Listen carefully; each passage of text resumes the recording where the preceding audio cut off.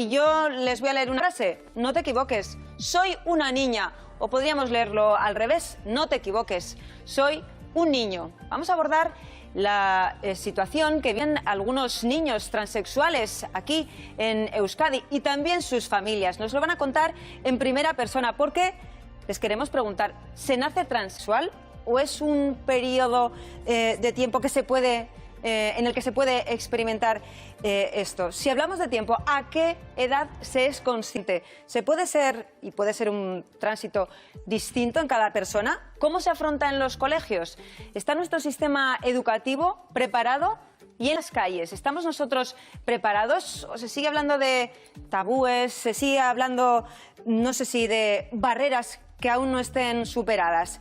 Vamos a hablar con niños, con niñas, con sus familias, pero también en Ahora la Grada opina. Fíjense lo que nos decían antes de entrar en nuestro plato. ¿Transexuales de pequeños? No, pues yo no lo veo.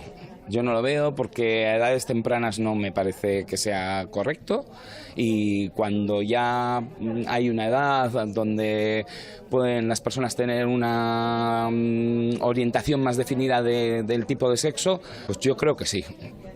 Pues oye, si nacen así, ¿qué se va a hacer?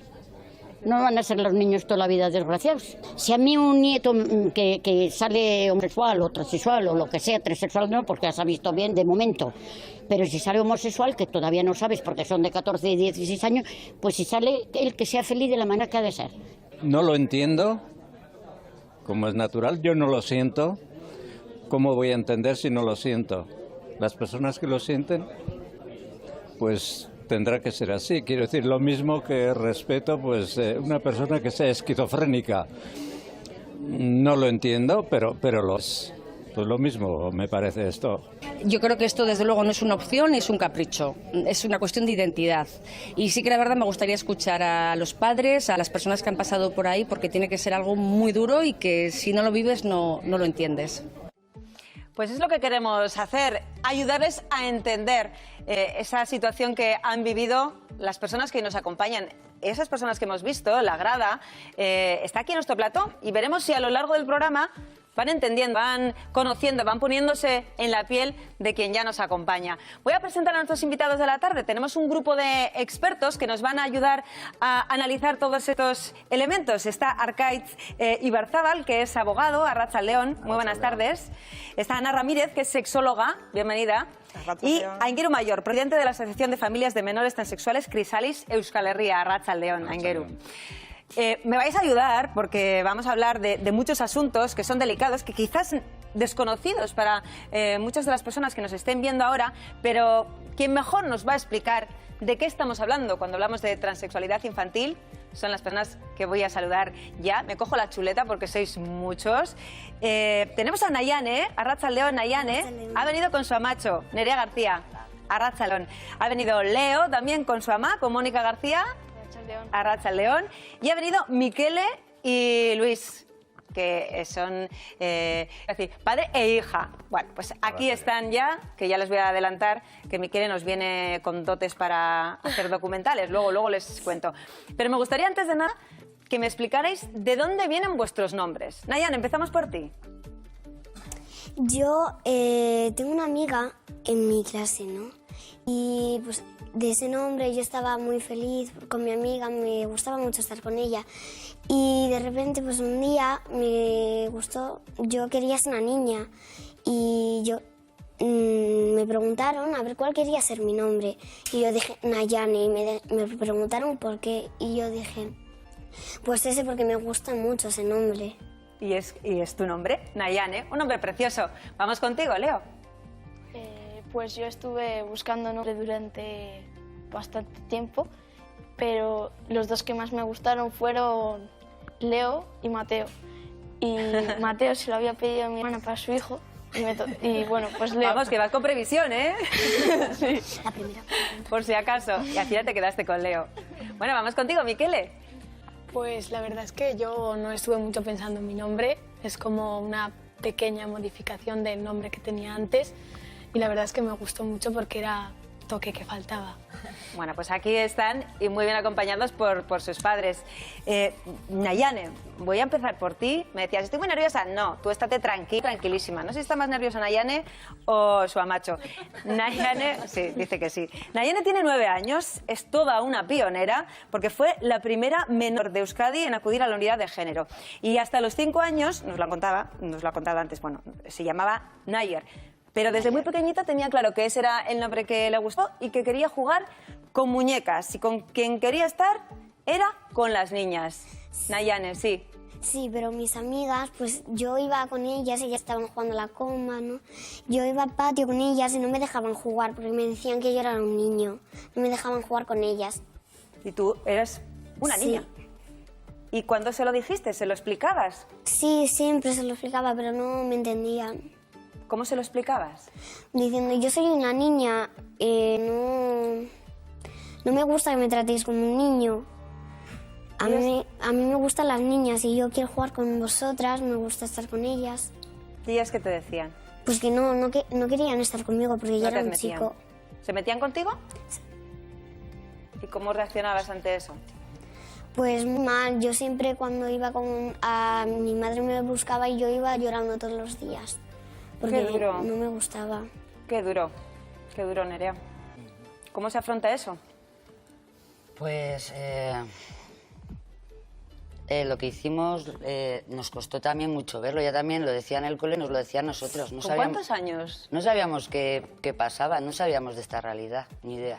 ¿Y con cuántos años? Nayane tiene ahora 9 años. Sí, pero Nayane desde se expresa con juegos, dibujos. Desde que empezó a hablar ella, a su manera, nos lo fue comunicando. Os lo decía. Pero claro, nosotros no sabíamos esta realidad, no conocíamos nada. Y entonces no le hacíamos caso, le decíamos, no, tú no puedes ser una niña. ¿Cómo vas a ser si tienes un pene y tal? Entonces, claro, ya sí que se frustraba. Le hemos dicho cosas muy duras. ¿Cómo se afronta esto? Pues, te digo, ha sido muy duro. O sea, lo que cuenta ella luego que hemos tenido que ir pasando, tal, pero ante todo lo primero fue nosotros. Aceptarlo. ¿Cómo aceptar que deseábamos tener un niño y que nuestro niño, cuando empieza a expresarse, nos está diciendo que ¿Qué no? pensáis? Pues que son cosas de niños, cosas de lógico, críos. cosas. Al principio, además, nosotros no somos de... Puedes jugar con lo que quieras, o sea, en ese sentido no había ese problema, pero ya no era más juego, era más... Quería verse, necesitaba tener un pelo largo, necesitaba una falda, íbamos a comprar, iba a la zona rosa, necesitaba... Todo lo que ella quería era la zona rosa. El azul, en ese momento la empezó a rechazar, pero no sabíamos qué pasaba, entonces... Lejos de vuestra mente pensar que Nayane era Nayane. Esto yo se lo voy a preguntar a nuestra experta sexóloga. ¿Esto cómo se afronta? ¿Cómo se asimila por parte de unos padres y cómo se les explica, Ana? Claro, la situación es compleja en el primer momento, ¿no? Ante el asombro, ¿no? Sobre todo hace 4 años, ¿no? Que empezamos un poco nuestra relación. En aquel momento la transexualidad infantil era un tema que no existía en la calle, no era algo común, ¿no? Yo creo que en estos años también ha habido mucho cambio. ¿Cuál es el papel de la sociedad y el papel de las familias? Pues es acercarnos a las criaturas pues desde quiénes son, no tanto lo que quisiéramos nosotros y nosotras que fueran, sino entendiendo cómo es cada uno y cada una, ¿no? Dejándoles expresarse como son y acompañándoles en ese camino. ¿Con qué dudas llegan los padres? La duda, la primera es qué ha pasado, qué pasa aquí, y luego yo tengo una culpa y yo creo que es algo que muchas familias lo ven así como, ¿qué he hecho yo? ¿En dónde me he equivocado en esta educación para que a mi criatura le pase esto, ¿no? Pero no es una cuestión de educación. Evidentemente, claro. Es una cuestión genética. Es una cuestión de identidad. Todas nacemos, hombres, mujeres, pero la manera en la que cada cual descubre su identidad sexual es diferente, cada una tiene su camino, ¿no? Como ha dicho Nerea, pues a partir de los 2 años, cuando ya tienen capacidad de expresar lo que sienten, son capaces de decir, ¿no? Bueno, esta es la realidad de Nayane, puede haber otros niños y otras niñas que no sea así, ¿no? Pero yo creo que el papel del adulto es acompañar a esa criatura y escuchar, ¿no? Estar presente, acompañarle en el sentido de no negar sus gustos, sus preferencias, y bueno, y poco a poco, pues... Ir ayudándole. Nayane, tú imagínate que hay un niño o una niña que ahora mismo te está viendo y dice, es que eso es lo que me pasa a mí. ¿Tú qué le dirías? Que sean fuertes, se lo digan a sus padres y que luchen para que sean ellos mismos. Pero cuando tus padres tampoco te creen porque dicen, ay, es que esto es de niñas, o esto es de niños, esto es que eres muy pequeñita. Eso no me gustaba, no, eso es mentira. Las cosas, hay niños que le gustan cosas de niñas y niñas que le gustan cosas de niños. Bueno, a mí me gustaría preguntarte también, vosotros al final entendéis qué es lo que pasa y cómo lo comunicáis a vuestro entorno. ¿Fue una situación sencilla? Nos costó entenderlo, porque ya te digo que sí que gracias a que encontramos a Ana y tal, y ya te digo, pero antes de eso era el vivir con ella el día a día, que ella seguía insistiendo de mil maneras. Llegó un punto que sí que ella ya dijo algo bastante grave, como que tenía ganas de morirse porque no podía ser una niña. ¿Con cuántos años dijo eso? Con 4 años. Y ahí fue cuando yo hice que se lo dijera a mi marido y a mi hija mayor, que estábamos todos en casa, pero me lo dijo a mí y se puso a llorar como una madalena. A partir de ahí fue como que ella fue a informarnos, pero por todos los lados, ¿no? Y en el cole tuvimos que hacer grandes trabajos, ¿eh? La verdad que estaban todo el mundo perdido. El mayor esfuerzo, el mayor trabajo. ¿Perdón? ¿Con quién hubo que hacer el mayor esfuerzo, el mayor trabajo? ¿Con Sí. los profesores, con los alumnos?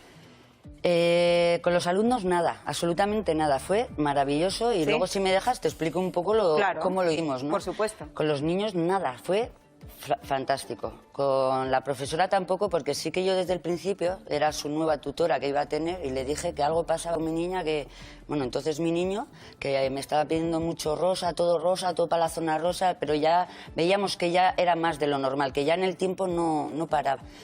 Y la profesora sí fue testigo de eso. Lo que vivía la profesora luego nos íbamos contando y ahí hubo una conexión entre ella y yo porque para saber si solo lo veía yo o solo lo veíamos mi marido, mi hija y yo, O también la profesora. Y la profesora lo vio.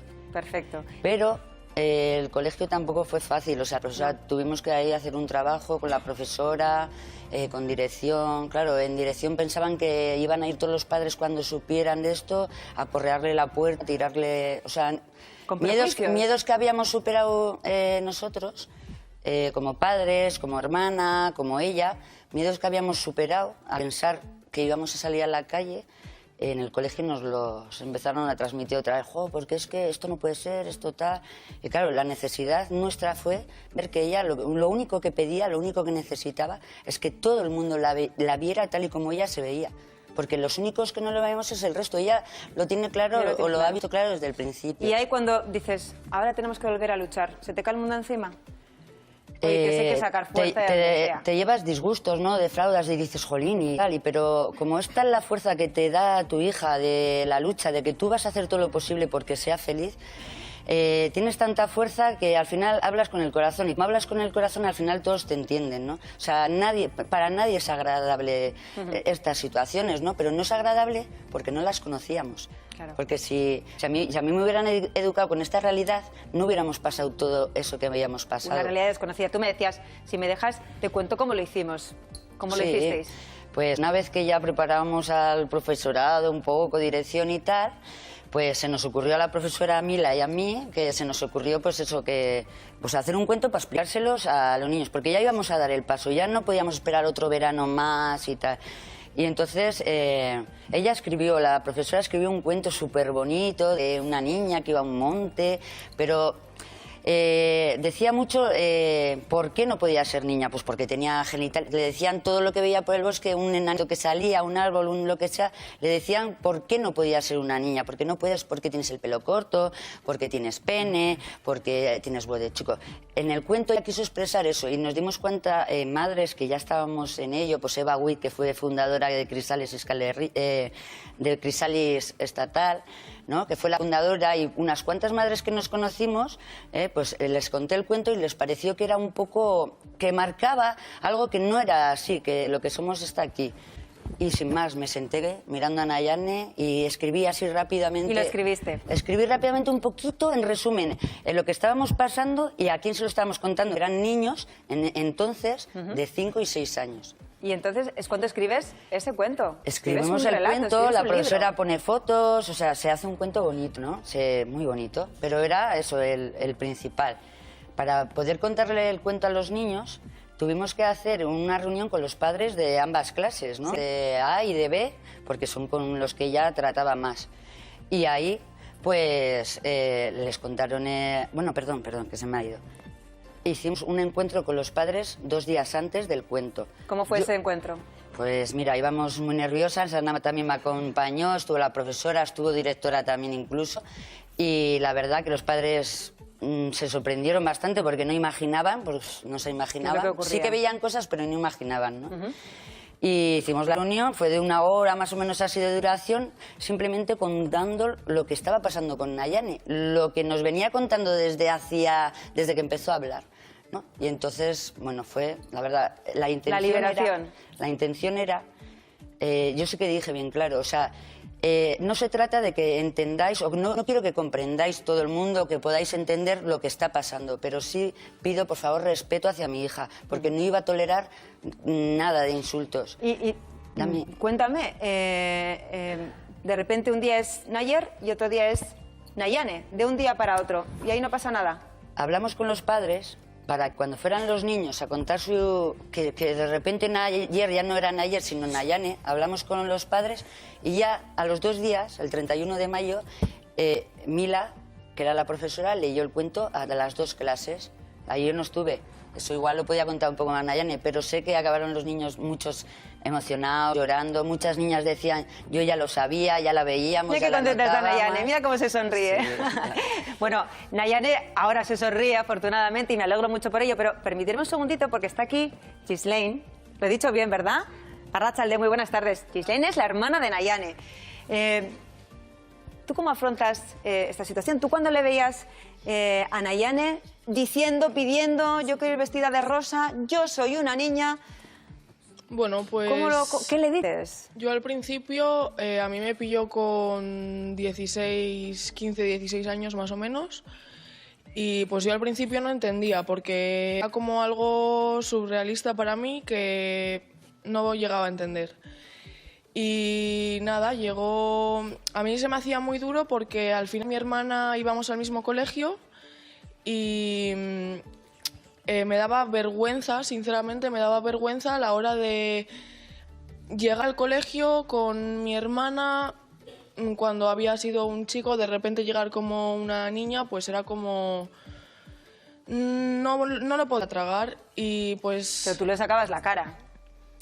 Tú por tu hermana sí. le sacabas la cara. Sí, por supuesto, claro. Porque se metían con ella. Bueno, tampoco yo he visto que se hayan metido con ella exageradamente. Desde el principio yo sí que noté por mis amistades y demás muy... O sea, mucha mano abierta. Me ayudaron mucho también a pues ayudarle a ella, a respetarle, a todo. La verdad es que yo sentí mucha ayuda por los demás. Ayuda y ella también, porque te está mirando con una sonrisa, con una carita maravillosa. Bueno, esperamos que las personas que nos están viendo en casa se estén acercando a la transexualidad infantil. Nosotros nos hemos ido a la calle a preguntarles a todos ustedes cómo ven este asunto. Se van a sorprender porque hay gente que ni siquiera había oído hablar. Vean. ¿Sabe lo que es un transexual? Sí. ¿Qué es? Pues... a ver, es una persona, es un hombre que... Uf. Vaya lío, ¿eh? Sí, vaya lío, sí, es un lío, sí. No sé si son las que pueden ser, no sé, o gay o no sé, no sé decirte, no, por el término exacto no te sabría decir. Sí, que se cambie de sexo. Las dos, mujer y hombre. Transexual, pues de 2 sexos, ¿no? O sea, que practica el sexo, los 2. ¿Que practica el sexo? No, que practica el sexo, lo que es... No sé, no te puedo decir. Que es un tío que quiere ser... que se opera para ser chica, o algo así. Y es una persona que cambia de sexo, ¿no? Transexual, pues que se viste de mujer, ¿no? Se disfraza de mujer o... Eso es lo que pienso yo, que es un transexual. Eso es un travesti. ¿A un travesti? Si yo le digo que es una persona que nace, por ejemplo, mujer, pero que se siente hombre, por ejemplo, que puede haber niñas, sí, pues que tengan pene. Ya. Bueno, no. No. ¿Qué lo considera antinatura? Sí. Antinatura puede ser muchas otras cosas, yo creo, pero eso no me parece que sea antinatura, eso me parece que es un problema y bastante serio para los que lo sufren. En su día, pues podía, sobre todo por el que dirán, la gente, eso te coartaba mucho, pero hoy todas estas cosas yo creo que las tenemos más o menos asimiladas. Bueno, está claro, no lo sé, que nos falta educación, nos falta conocimiento. Mientras estábamos viendo el reportaje, aquí hemos oído unas carcajadas, pero unas carcajadas de un hombre que se viste de mujer. No, señora, está usted equivocada, estamos hablando de otra cosa totalmente distinta. Aingeru, nos falta mucho camino por hacer. Falta conocimiento. De hecho, bueno, yo escucho las respuestas y las preguntas que se están haciendo ahí y, bueno, no sé si reírme o echarme a llorar. Y lo que entiendo que hay detrás de esto es una falta grandísima de conocimiento. De hecho, hasta hace casi nada, la realidad de la que estamos hablando era impensable. Es decir, no se hablaba, no se conocía, ni siquiera teníamos capacidad de pensarla. Hoy en día la podemos pensar, la podemos comprender, la podemos explicar. Y en realidad no estamos hablando tanto de si alguien es o nace transexual. Lo que estamos hablando es de si alguien es o nace niña o niño. En realidad lo que estos niños y estas niñas están enseñándonos es que se puede ser niña y se puede ser niño de muchas maneras y que a veces en el momento del nacimiento, mirando a los genitales, presuponemos algo que en lo que estamos equivocados. Y esto que se da en 1 de cada 1000 nacimientos, pues esta es una realidad también de la que conocemos muy poco y por supuesto necesitamos socializar este conocimiento y necesitamos educación y necesitamos que de esto, entre otras cosas, se hable en las aulas y que los niños y niñas de hoy en el futuro sean adultos que conozcan esta realidad como otras muchas. Nosotros hemos querido visitar lo que hemos dado en llamar la zona de la transexualidad. Es la unidad de género del Hospital de Cruces. Es el lugar al que llegan casos como el de Nayane, como el de Leo o como el de Miquele. Nuestra compañera Rebeca Jimeno ha estado allí. Itxaso Rica, tú eres la endocrinóloga pediátrica de esta unidad de género del Hospital de Cruces. Es la única que existe en todo Euskadi, ¿no? Sí, es la unidad de referencia, tanto para transexuales adultos como para menores transexuales. Este es el lugar al que acuden esas familias y menores transexuales que supongo que llevan años sufriendo sin saber qué hacer. ¿Qué es lo que les inquieta cuando llegan aquí? Yo creo que sobre todo han estado más inquietos antes. Una vez que llegan aquí ya están en un medio en el que se les informa, se les acompaña, se les explica un poco cómo va a ser el futuro, qué podemos hacer para ayudar a esos niños y entiendo que se tranquilizan. Esa ayuda la encuentran aquí, en esta unidad de identidad de género, y aquí también comienza un proceso que es largo. Sí, es un proceso largo. Primero, bueno, pues valora un especialista en psicología, en salud, para ver que son niños que por lo demás son niños sanos, que no tienen ningún otro problema. Se les asesora, se asesora a las familias en cómo enfrentarse a esta situación, que no es una situación sencilla. Y bueno, pues cuando ya llevan un tiempo con un control psicológico y si está todo de acuerdo con que sea un menor transexual y cuando llega a una edad, pues la psiquiatra infantil le pasa para que le veamos en la consulta de endocrinología. Itxaso, cuando ya está claro que se trata de un caso de transexualidad, aquí en esta unidad de género, esos niños pueden recibir el tratamiento de bloqueadores o inhibidores de hormonas. ¿En qué consiste este tratamiento? Cuando un niño ha empezado con la pubertad, si no hacemos nada para evitarlo, pues su cuerpo va a ir cambiando. Se va a ir haciendo el cuerpo de una mujer o el cuerpo de un hombre. Y eso depende de las hormonas sexuales, en cada caso de las hormonas femeninas o de las hormonas masculinas. Con estos bloqueadores lo que se hace es frenar la función hormonal, tanto en los niños como en las niñas, con lo que se para el desarrollo de la pubertad. ¿El efecto es reversible? Esta medicación tiene un efecto reversible. Es eficaz porque la hemos usado durante muchos años en otras situaciones clínicas. Es eficaz frenando la pubertad, primero. No tiene efectos adversos importantes, tiene la incomodidad de que es una inyección que se pone mensualmente en el centro de salud, la suelen poner las enfermeras, y el efecto es reversible. Si por lo que fuera hay algún cambio en la situación de ese niño, le quitamos esa medicación y su desarrollo puberal, el suyo propio, sigue progresando. No sé cuántos niños actualmente aquí en Euskadi están recibiendo ese tratamiento. Mira, en esta unidad nos incorporamos los pediatras hace 3 años. Solamente hay 2 menores transexuales en esta comunidad que están recibiendo ahora mismo bloqueadores. Hay otros que tienen otras edades, otras situaciones y que todavía no están recibiendo ningún tipo de medicación. Pero hay pocos, hay 8 o 10 niños que vienen a la consulta. Bueno, pues esa zona cero de la unidad de género del Hospital de Cruces la conoce muy bien nuestro siguiente invitado, Leo. Arracha León. Arracha León. ¿Se te tapan los nervios? Sí. ¿Estás más tranquilo? Sí.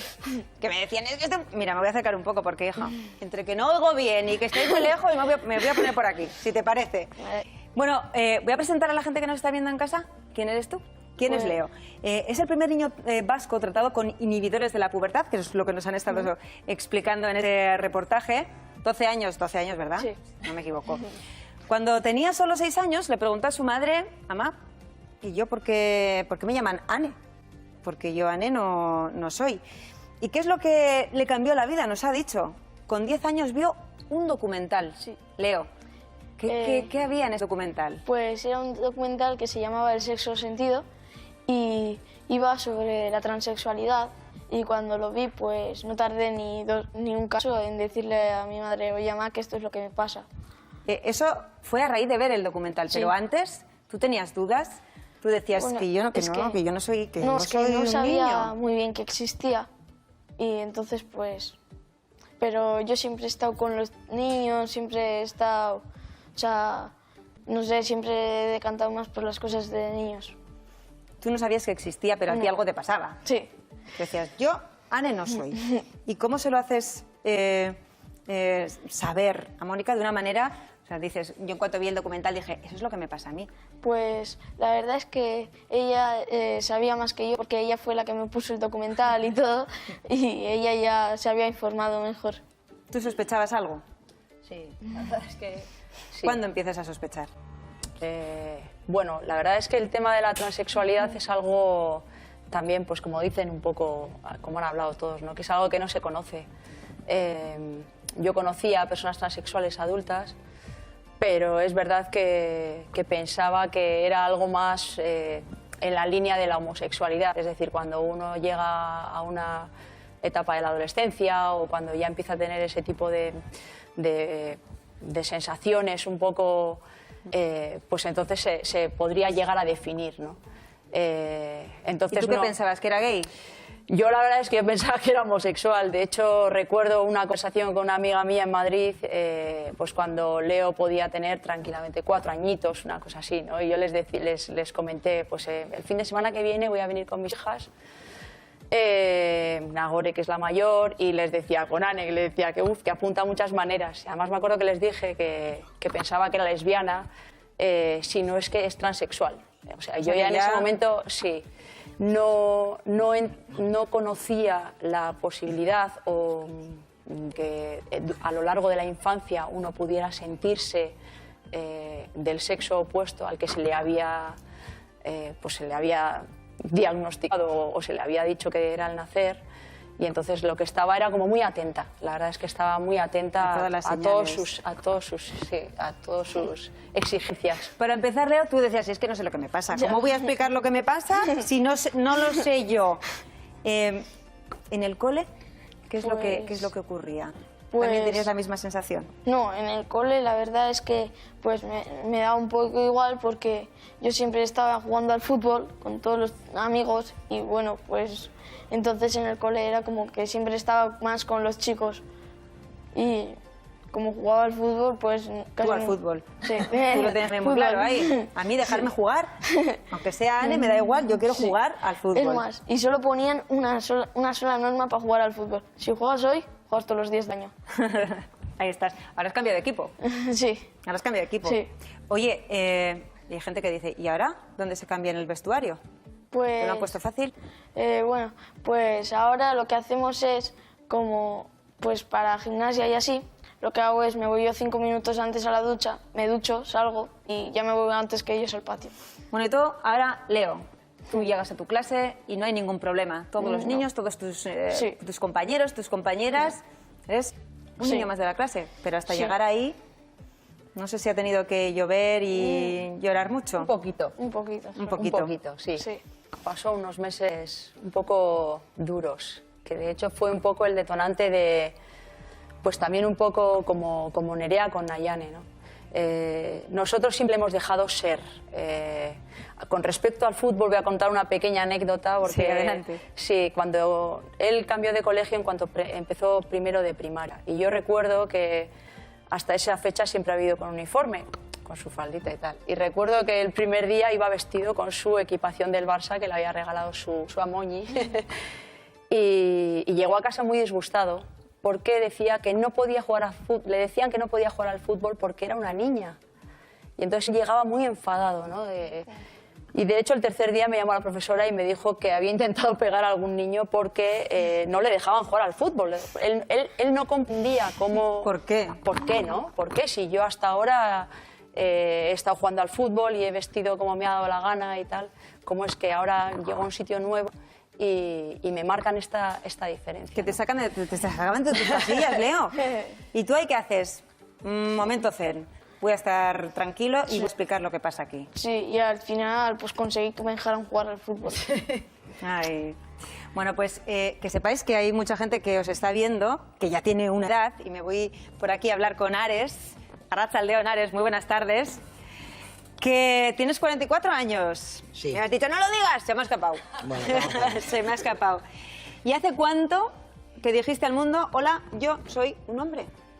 Bueno, decirlo al mundo, empecé a decirlo con 3 añitos en casa. Lo que pasa que, claro, eran otros tiempos y tuve que aprender a callarlo y asumirlo por dentro, que iba a pelear a mi manera y sin decirlo al exterior. Empezar el proceso, ya cambió, o sea, hormonal, cirugías, empecé a los 32. ¿Tarde? Tarde, muy tarde. Por eso cuando veo las familias, los niños y las niñas, no dejo de emocionarme. Antes me ha escapado una lagrimilla con Ayane, porque es que no puedo dejar de emocionarme ver esto. Es increíble. Es lo que hubiera escrito para ti. Lo que hubiera querido para mí, obvio. También es verdad que en otros tiempos mis padres eran muy mayores, me tuvieron de muy mayor y también estamos hablando de otros. Tú has dicho que no lo aceptaban bien. ¿Cómo se lo dices? Yo cuando lo dije de pequeño era siempre que llegaban los reyes. Me pedían qué querías de regalo y yo decía siempre un pitilín y un escalestri. Siempre por este orden. Y lo tenías muy claro. Lo tenía clarísimo. O sea, yo tenía claro que era niño. O sea, nací con vulva, pero yo era niño seguro. ¿Y qué te decían? Que de lo del escalestri ya hablaremos, pero lo otro... El escalestri llegó también de mayor, que me lo regaló una amiga y ya tendría yo 25, 26 años, o sea que... Bueno, y el hecho de haber finalmente ya haber reconocido la gente, tú eres Ares, sí. Eres un hombre, ¿en qué te ha cambiado la vida psicológicamente? ¿En qué eres una persona nueva, distinta, libre? Que fin, soy feliz. Me dicen que tenemos fotos de tu comunión. Sí. Que has traído fotos de tu comunión. Ahí estamos. Que claro, vete tú a decirle a tu madre que tú querías hacer la comunión de marinero. Como para decírselo, fíjate. Con la iglesia hemos topado, mira. No te lo hubieran permitido. Hablas de tu madre, pero Sí. ¿y tu padre? Bueno, mi padre, la verdad que ahora tiene 88 años y cuando yo se lo dije, pues él tenía 70 y mucho, ya estaba jubilado. Y era un hombre pues también bastante recto y yo tenía como cosas así, pero dije yo a mi padre no voy a engañar. Y el día que se lo dije, se levantó, me dio un abrazo y me dijo, hijo, aquí me tienes lo que quieras. Nunca más se ha vuelto a equivocar en llamarme hijo, llamarme Ares, nunca en la vida. Y hasta el día de hoy me lleva por el pueblo con un orgullo increíble. Pues eso está bonito, eso está muy bonito, Ares.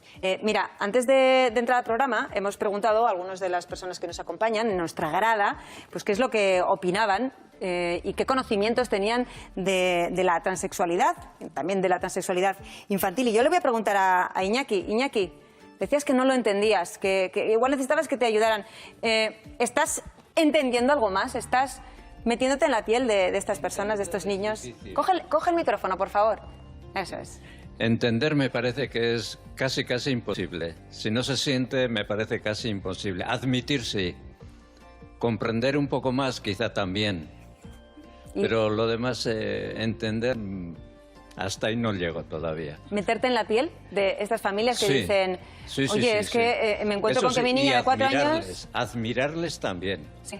Sí, O sea que eso sí que lo estás sí. cambiando, esa opinión que tenías al principio Quizá. igual. ¿Sí? Quizás sí. Chomin, ¿y tú? Hombre, yo, pues un poco lo que conocemos en la sociedad en general, ¿no? Pues que se ve el tema de la transexualidad en edades más adultas. Por ejemplo, lo que decía el experto Ingeru, pues por ejemplo, no tenemos conocimiento de que también este proceso se daba desde tan pequeñito, ¿no? Entonces, bueno, pues sí, lo que decía aquí el compañero, es admirable ver, sobre todo pues con los casos que hay aquí, que desde tan pequeño se tienen las cosas tan claras. yo creo que hace falta más educación en los colegios, más educación por parte de los medios de comunicación. Todo un ejemplo es este programa, este debate que se está haciendo hoy aquí. Y sobre todo hacerlo llegar más a las aulas y en definitiva a la sociedad. Y saber que existe y que está ahí. Pues es uno de los objetivos de este programa, pero aún tenemos todavía muchas más voces que escuchar. La de Miquele, entre otras, y también que sepan ustedes que hay trabas, pero trabas también burocráticas, porque ¿cuál es el nombre que aparece en el DNI? Enseguida se lo vamos a preguntar a nuestros expertos. Será en unos minutos. Hasta ahora.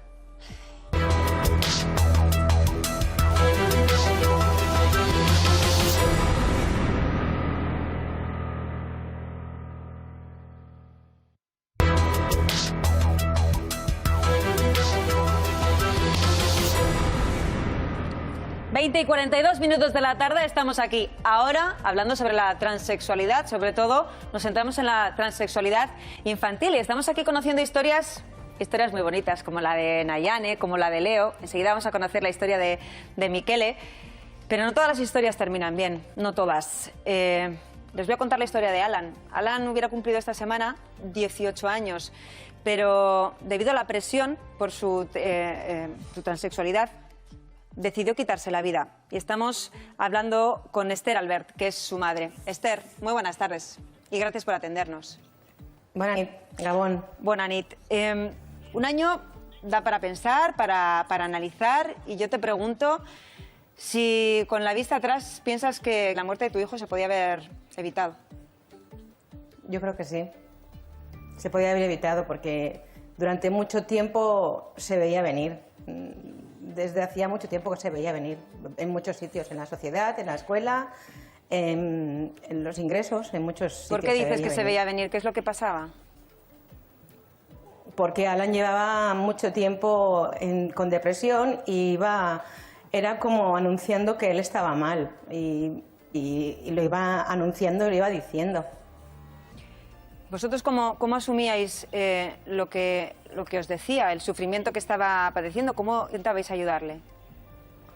Nosotros con toda la ayuda que podíamos. Nosotros lo llevábamos a los médicos, lo llevábamos a los psicólogos, pero la sociedad seguía punzando y pinchando.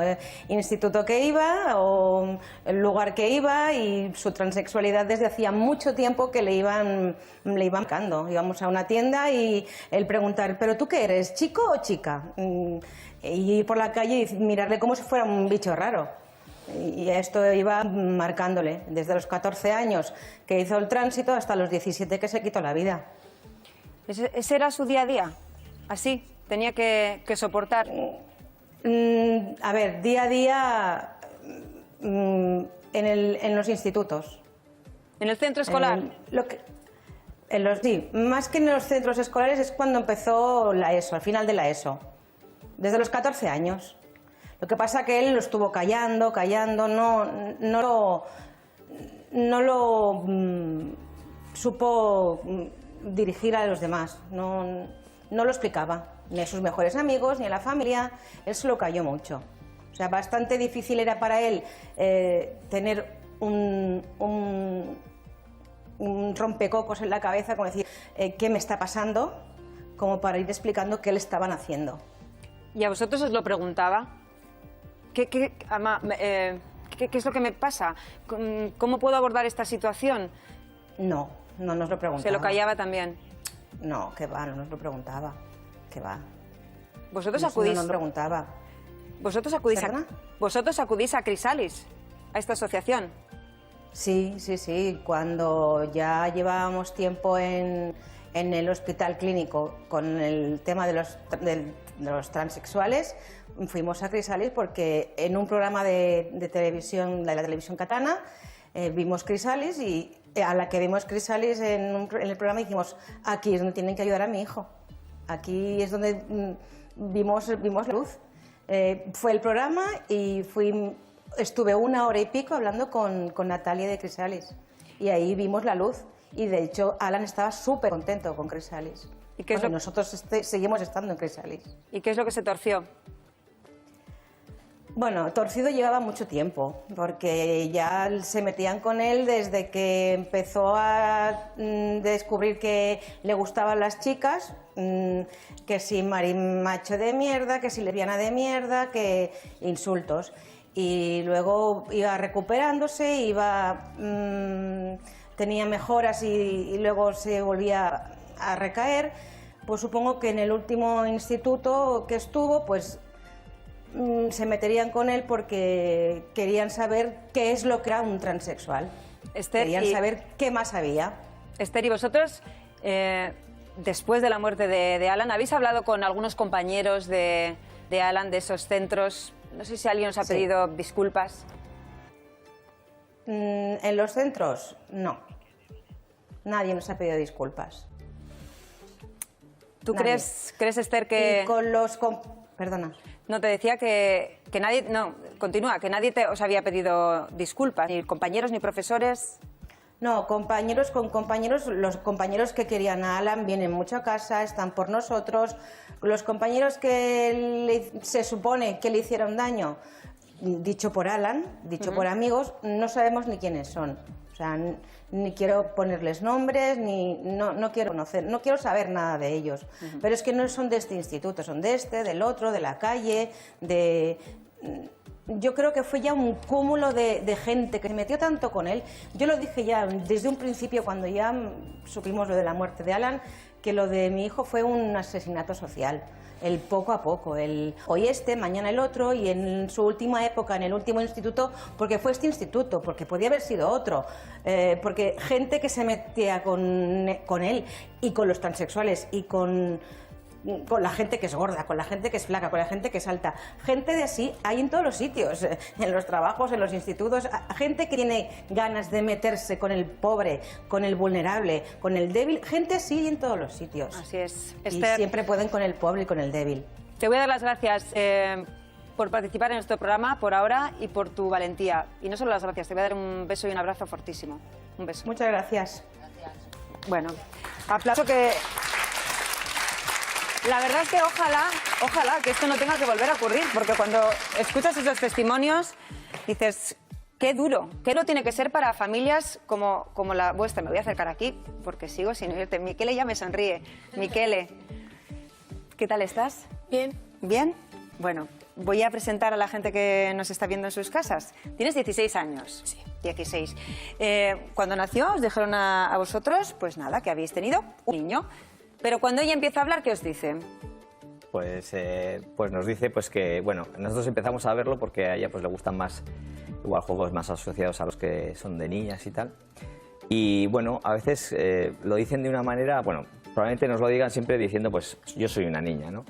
Lo que pasa es que como nosotros desde el primer momento les decimos que eso no puede ser, pues entonces lo dicen, como lo ha expresado antes también Nayane, que dicen, pues yo quiero ser una niña, ¿no? No es que quieran ser una niña, es que son niñas, ¿no? Pero lo expresan de esa manera porque nosotros les estamos diciendo que no puede ser, que eso no puede ser. Miquele, a ti, tú lo tienes muy claro, yo soy una niña, tú se lo dices a tus padres y cuando te dicen, no, es que no puedes ser una niña, ¿tú qué les dices? Pues en ese momento yo era muy pequeña. ¿Cuántos años tenías? Tendría unos, no sé, 6, 7. 6, 7 años. Supongo que, bueno, cuando empecé a comprender un poco lo que eran las diferencias entre niños y niñas, bueno, más tarde, pero... Y bueno, yo lo dije a esa edad y al principio me dijeron que no, que era imposible que yo pudiera ser una niña, que lo sentía mucho pero que no podía. Y yo iba diciendo que quería ser una niña, entonces que quería, y como lo ha expresado mi padre. Y no solo en casa, yo lo decía con mis amigas, lo decía... ¿Y qué te decían en el tus colegio. amigas? Mis amigas siempre me han apoyado. ¿Sí? Para mí han sido el mejor apoyo del mundo, de verdad. Han hecho bueno. El 85% del trabajo que yo tenía que haber hecho, lo han hecho ellas, de verdad. Y por eso siempre yo creo que gracias a ellas y gracias a toda esa gente, porque yo hay veces que llego a encuentros y veo a gente que ha sufrido tanto que incluso me siento mal por yo haber tenido esa has suerte. tenido mucho apoyo. Claro, por todas partes y es muy importante. Y a ti cuando te lo dicen, dices que no puedes ser una niña, ¿cómo lo encajáis? Sí, bueno, aunque dice a los 5 o 6 años fue antes. Fue previo. Antes, sí. Pues bueno, los padres en este caso, y me refiero a padres a hombres, quiero decir que en general pues solemos ser un poco más reacios, ¿no? Nos cuesta entender eso pues por muchas cosas de las que se han dicho aquí. Asociamos a la transexualidad bueno, pues a cosas muy peyorativas, que las hemos vivido nosotros de otra manera, ¿no? Tal como contaba Ares también. Entonces, bueno, pues cuando te dicen eso, pues la verdad es que es duro admitirlo, pero bueno, yo la verdad es que tengo detrás una gran mujer, ¿no? Como dice el dicho, y la verdad es que su madre, para eso, mucho más sensata que yo, y me ha ayudado muchísimo a estar yo aquí ahora, ¿no? En vez de ella. Y a ser fuerte Sí. y ayudarle a Miquele. La verdad es que hemos salido a la calle. Aquí en Euskadi somos pioneros. Tenemos una ley que regula la transexualidad, pero si tú sales a la calle, pues hay gente que todavía considera, y no solamente en la calle, sino también algunos tratados en algunos países, que se trata de una enfermedad mental. Si yo les digo que la legislación española considera la transexualidad una enfermedad, Hombre, pues me parece una barbaridad, pero no me extraña. Me parece que la legislación española está muy obsoleta en muchos aspectos. Ni mucho menos. Enfermos son los que piensan así, yo creo. Fatal, no estoy de acuerdo para nada. No considero que sea ninguna enfermedad. Es algo, bueno, que hay que tenerlo en cuenta. No sé si la patología, no voy a decir que es una enfermedad, pero bueno, que hay que tenerlo en cuenta sí, porque no es el caso normal, ¿no?, de todos nosotros. No, lo que pasa es que tienes el concepto de que los ves como enfermos, pero no, bueno, al final es que no hay que medir a la gente por con quién se acueste. Hay que mirarnos como seres humanos y punto, nada más. Que hay gente que todavía no se ha apeado del siglo XVIII. Entonces, pues bueno, pues tiene que haber de todo. Yo no considero que sea una enfermedad. Cada país tiene su legislación, pero bueno, en principio habría que respetarlo, tanto como decir que es una enfermedad, ¿no? Yo lo que me parece que es una persona, pues, no rara, pero no es habitual que sea una persona así, no es habitual. ¿qué le dirías a la gente que considera que un transexual es una persona enferma? Pues sí, les diría que me parece que más problema tienen ellos que los transexuales. Buenas respuestas que escuchamos en las calles y también muchas dudas respecto a la ley. Porque yo te quiero preguntar, Arkaitz, es abogado, si una persona transexual ahora mismo tiene los mismos derechos que cualquier otra persona. A ver, en principio tiene los mismos derechos. Otra cosa es que de alguna forma tiene que demostrar su condición, ¿no? Y eso es una pequeña traba que se le pone a la persona transexual que no se le pondría a cualquier persona. ¿En qué sentido lo digo? Legalmente, ahora en este momento, a la persona transexual, para recibir tratamiento, le hacen pasar por un examen psicológico, digamos, ¿no? Sí. O sea, se está patologizando su condición y eso es lo que debería desaparecer, ese tipo de tratamiento como si fuera una enfermedad.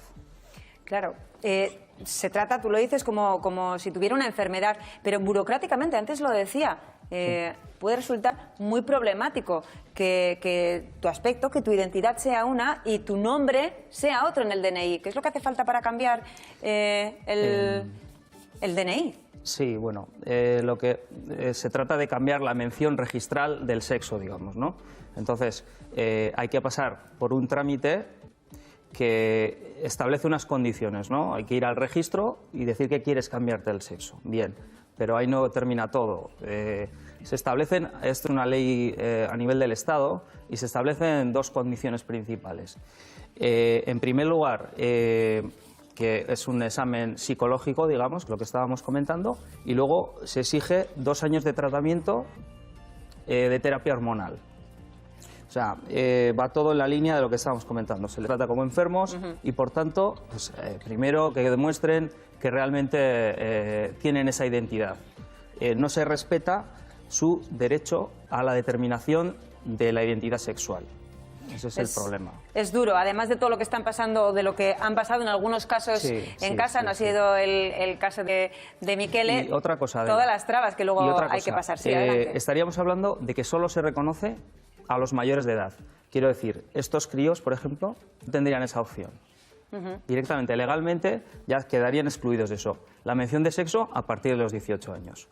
Ahí estamos ya afinando con la ley. Estamos a punto de terminar y quiero guardarme un segundo para que tú me cuentes, Miquele, una cosita que no quiero que se quede en el tintero, pero me gustaría ir con la grada y se lo voy a preguntar a Sara. Sara, ¿qué estás viendo al inicio del programa? Decías, hay que mantener esa y respetar a todas las personas. ¿Qué es lo que opinas ahora?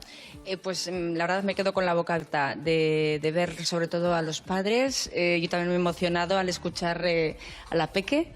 Creo que es un ejemplo lo que estáis dando pues eso, a la sociedad, a los que no tenemos casos cercanos. He aprendido mucho escuchándoos y si antes ya creo que tenía una postura cercana a entenderos, ahora sí que os entiendo doblemente y bueno, y os doy la enhorabuena. Bueno, pues para ayudar a muchas personas, a muchos niños, niñas, que quizá no sepan qué es lo que les está pasando, que es algo que he escuchado a casi todos, esa gran duda. Es lo que quería que me contaras, Miquele, que estás hecho una cineasta, que haces documentales, que cuentas tu historia. Cuéntanos en qué estás trabajando ahora, qué es lo que enseñas en esos documentales. Pues el caso es que una chica me dijo que a ver si me propuso hacer un documental donde contaría mi vida, donde se vería un poco pues, mis experiencias y contaría pues, cómo ha sido todo este proceso. Y yo dije que sí porque me parece una oportunidad muy buena para que esto la gente lo conozca, pues sepa que no es nada raro, que no es nada anormal, es algo totalmente normal y como por lo menos yo lo he vivido, ha sido una experiencia muy normal. He vivido como cualquier adolescente, cualquier chica adolescente que vive pues, tranquilamente con sus amigas, con su familia, con todo su entorno y eso es lo que se ve en el documental, eso es lo que explica y es... Tenemos un documental, el tuyo, y antes me pedía un segundo, Nayane, para hablar de su libro, que queda así como vengo a hablar de mi libro, pues no, de ese pequeño cuento. Tienes muy poquito tiempo, pero como es una salada, porque es una salada y es muy parraplitas, me lo vas a contar. Habla tú, Nayane, habla tú. Creo que no quería, creo que le pilla un poco el alma. Es mencionar el cuento porque Sí. ahora va a salir para si puede ayudar a más niños, a más padres, ¿no? Pues a entender un poco cómo en ese momento lo vimos y lo vivimos y es ni Nerea Nais, yo soy mía. Yo soy mía. Bueno, pues con ese documental, con ese libro, con ese cuento, leo con vuestros testimonios. Ares, muchísimas gracias a todos por haber venido. Esperemos que hayamos ayudado a las personas y sobre todo también acercarles a todos ustedes la transexualidad. Nosotros nos vamos, pero mañana volvemos. Les dejo ya con el Teleberri. Agur.